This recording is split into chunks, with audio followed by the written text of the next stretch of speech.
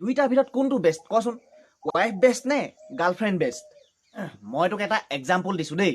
মানে ৱাইফ হ'ল টিভি আৰু গাৰ্লফ্ৰেণ্ড হ'ল মোবাইল। টিভিত তই গোটেই জীৱনটো ফ্ৰী ছাৰ্ভিচিং পাবি, কিন্তু মোবাইলত টকা খৰচ কৰিব লাগিব, গম পাইছ?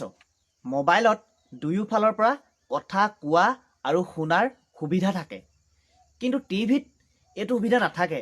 টিভিত অকল শুনিবহে পাৰিবি, ক'ব নোৱাৰ।